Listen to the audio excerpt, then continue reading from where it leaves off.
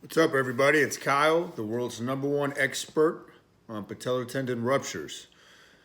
And I'm happy to say I actually played 5 games of basketball this past weekend.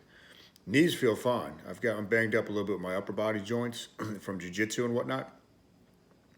So that's pretty cool. You can definitely come back from this injury, and you will as long as you maintain the correct mindset and use the correct approach to your rehab.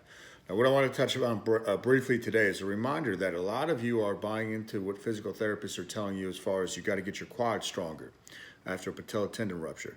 Not so. That's 10% of it. Get your posterior chain stronger. Get your hips stronger, your glutes, and your hamstrings.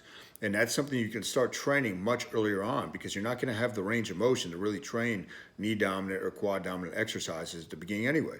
That's a mistake I made with my left knee. When it came to my right knee, I was doing RDLs and hex deadlifts 3 weeks out.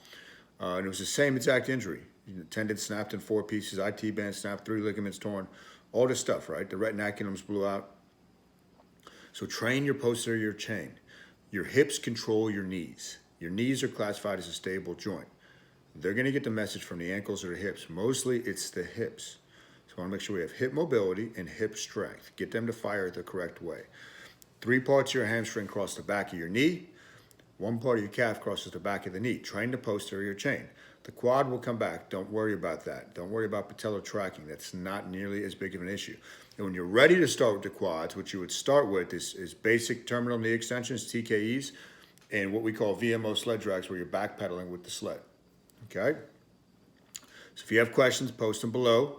Happy to help you out in any way that I can. And if you need the manual, the link is below. It's got everything you need in there to succeed and really dramatically increase your rehab and your time to recovery. So that's it.